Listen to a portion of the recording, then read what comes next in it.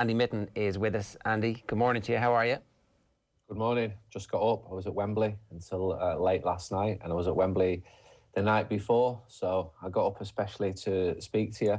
I've really enjoyed the last two nights, not just the games, but the sense of occasion, being part of a huge football crowd, just shy of 60,000 between Spain and Italy, and then well over 60,000 between England and Denmark. I didn't think that there were 27,000 empty seats inside Wembley last night. It was packed, but the atmosphere at both was exceptionally good. I thought both games were really enjoyable. I've really enjoyed this tournament. I last spoke to you a week ago. Since then, I went to Baku via Georgia and came back and been watching top-class games every day. I've always been a little bit hit and miss with international football. Club football's always been my focus, and by the time a football season finishes, I've had enough. But this has been different, and I've really enjoyed it. I appreciate I'm being paid to cover it as a journalist, and I'm very fortunate. But I've enjoyed the football. I've enjoyed meeting the fans, travelling around. Travel's been very complicated. But last night, to see England go through to a final, well, I've never known England in a final in my lifetime. And England have underachieved massively, given the size of the country in the footballing terms. And even in population terms, Denmark's population is 5 million people. England's is 55 million people. And you saw the strength in depth that England had against a Danish team who I watched them in Baku. And I was tired flying back from Baku, and I had not played a game of football. So those Danish players must have felt all that travel. So, yeah, England have had the advantage of playing at home. But Denmark have also played at home as well. Denmark obviously lost Christian Eriksen, and England have been pretty fortunate with injuries and with the results. But I do think Gareth Southgate and the England team deserve a lot of the praise which is being lavished upon them. And the English are not shy to get excited and get completely carried away with a little sniff of success. I speak of my own mother, who's not been inside a football stadium for decades. She came to see me in London on Monday and was walking around shops trying to get hold of St George's flags. And she said, I'm going to wave them on the train back to Manchester. You go for it, Mum. I mean, what can I say to that? You must be loving it as well, Andy. I appreciate your coming on an Irish show this morning, and you're probably deliberately trying to tone it down, I guess. But look, here's a free pass. Come rub it in our faces. We're not taking it well, by the way. We should tell you that. This is you join us after 2 hours of what we've declared a day of national mourning, by the way. The last thing I am would be a big England fan. I've got really mixed feelings about England. When I look at England's fan base and I mix among fans, I see a lot of very good people, and I see a lot of idiots as well.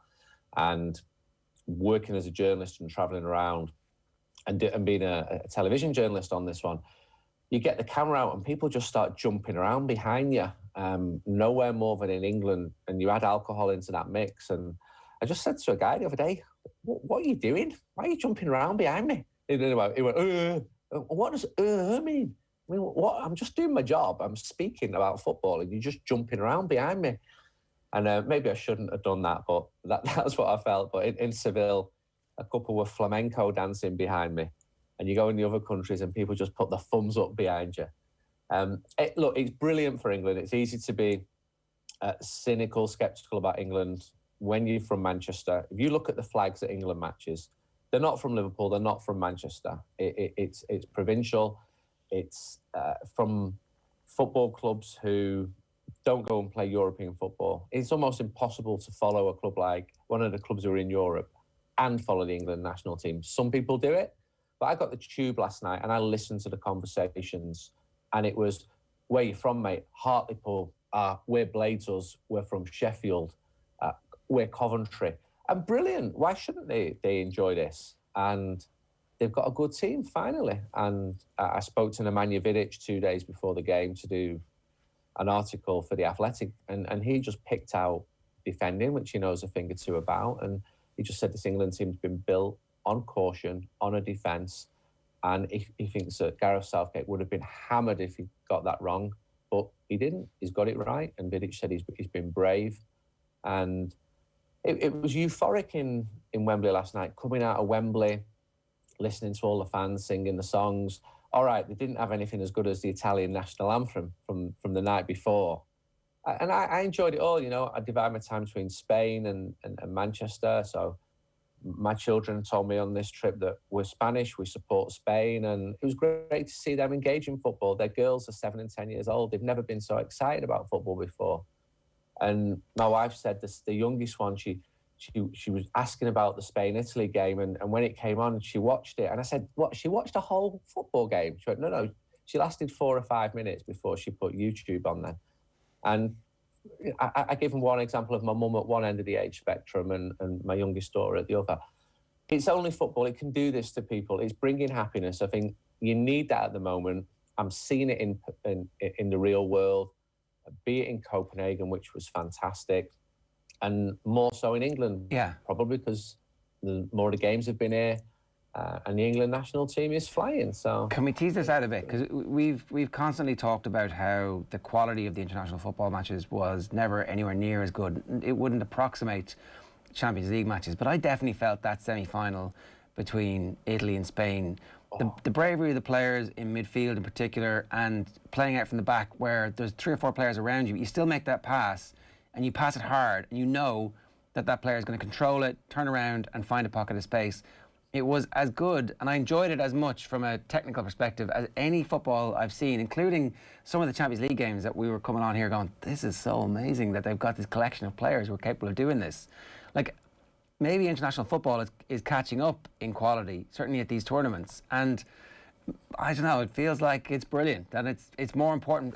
I think it's more important particularly because countries are buying clubs and proxy wars are being fought out, and the sports washing is a real thing with the clubs, that it's kind of harder for the countries to be involved in that, because they're just not. Like, we know that there is nationalism involved already. We accept that. And I don't know, international football's back, baby. Oh, yeah. You talk about that Spain-Italy game. It was fantastic. And the way that Spanish midfield in the first half, and I'll pick out, well, Busquets, he's been there and done it. Pedri, 18 years old. Pedri was playing for Las Palmas, and he wasn't even a starter 1 year ago. Las Palmas are a second division team in Spain. And I was just watching this thinking, they're taking the game to the Italians. They're having more of the possession. They're pinging the ball around. Luis Enrique, who's brave, and I keep using that word, he brought in Eric Garcia, 20 years old. You had Laporte, who's French, by the way, playing for Spain. And Italy couldn't get hold of the ball. First half last night, I thought the England midfield struggled. I thought the Danish midfield, and I'd watched them closely in Baku, Delaney, and I had to check Delaney. Was he born in Cork or Galway? Well, no, he wasn't. You know, the world is changing and people are moving far more readily than they used to do.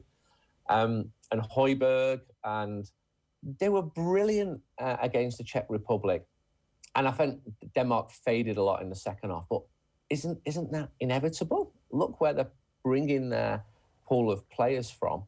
And when you're talking Spain and England, you're talking 45, 55 million people. They've become football factories. They've had to develop the players. The coaching standards are higher. The facilities are much higher. Go back 30 years and top players were in Spain especially, they weren't even playing on grass when they were coming through. Now the facilities are fantastic. Every village has a really good 4-3G pitch. And we're seeing the results of that on these wonderful pitches, because all the pitches are pretty uniform now.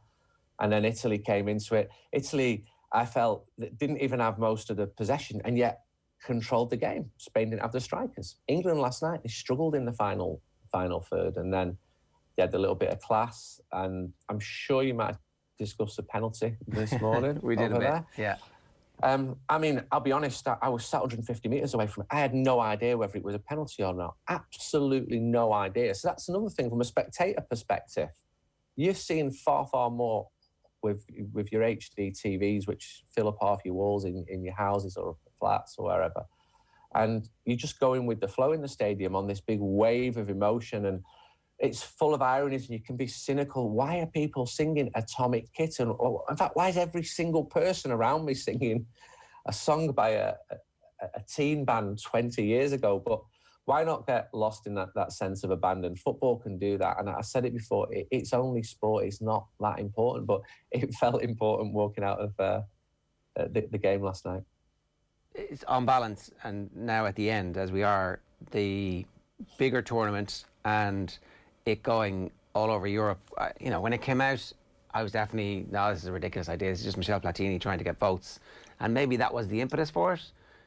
And I still know people like the one country having the whole tournament because everybody comes together and there's a much bigger mix. But actually, with the way that there are so many immigrant communities all across Europe, you can definitely create atmosphere in all of these cities, because almost every city that we're playing, and maybe with the exception of Baku, has huge populations of whatever the countries are. If Poland were supposed to play here, like there's 35,000 Poles living in Ireland, it would have been amazing.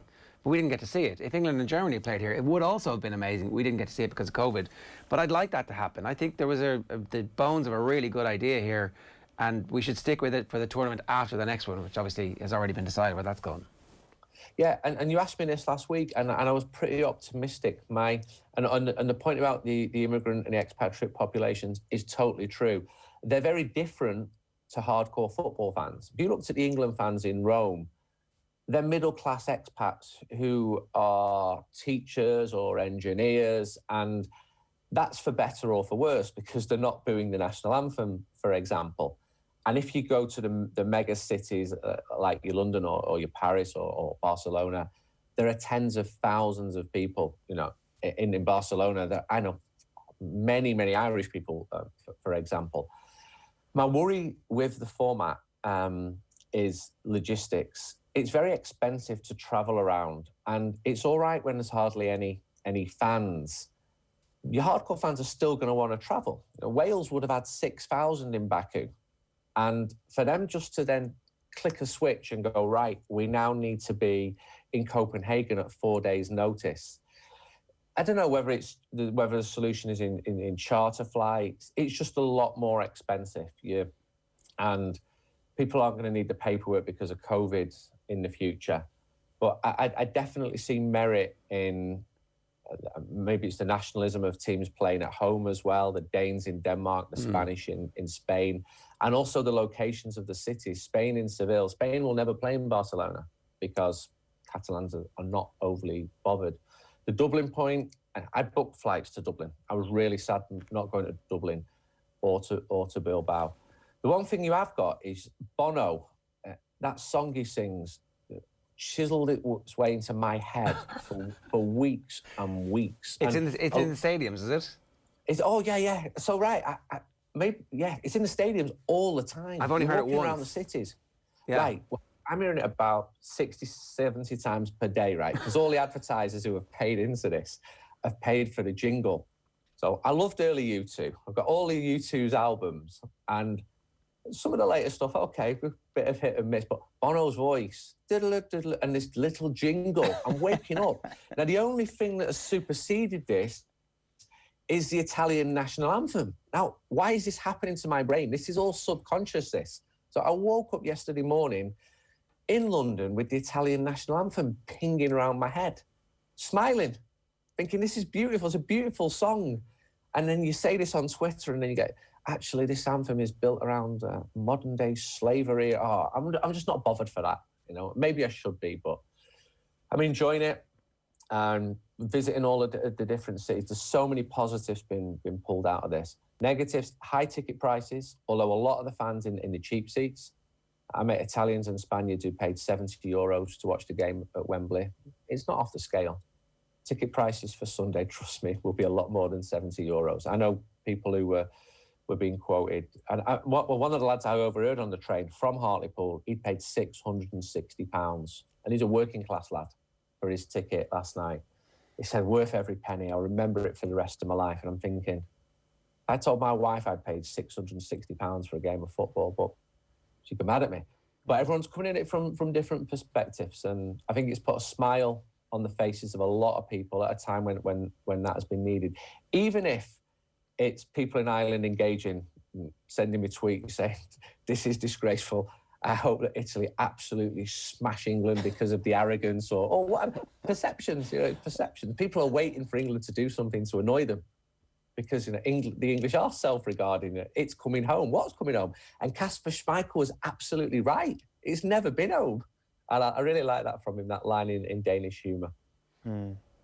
So, like, what do you want to see happen on Sunday then, Andy? Like, what is the best outcome for you as a human individual who has an emotional connection to sport? England to win, because I'm from Manchester, which is obviously the first city of England. And I grew up as a kid. I got really into England when I was 10 and 13 and 16 and the 82, the 86, the 90 World Cup. And it was only then it started to sour when I saw Manchester United players being booed by England fans. So I want England to win because I want Luke Shaw to win. I want Harry Maguire to win. I think that Gareth Southgate is a good person. I think it's about time that England won something. And there is this huge wave of emotion and excitement, and it's going to come crashing at some point, but I think it will be far better for the English, the games being in England, if England were to win. But look, whoever deserves to win it. Yeah. I saw Bonucci jump into the crowd the other night at Wembley right in front of me, and the steward say to him, you know, you're not allowed on the pitch. He's like, look, I'm Bonucci, you know, I don't care. And stuff like that makes me laugh as well. So I hope that England win, but I'm going to be really excited for the next few days. Andy, good stuff. Great to have you with us. Enjoy it. Thanks a million. Thank you. Andy Mitten there giving us some balance on today's show. I think it was important that we did that. We found, we sifted through all our contacts from England and we were like, that guy has a checkered relationship with England. We'll take that guy rather than anybody who was chest thumping last night. That was acceptable.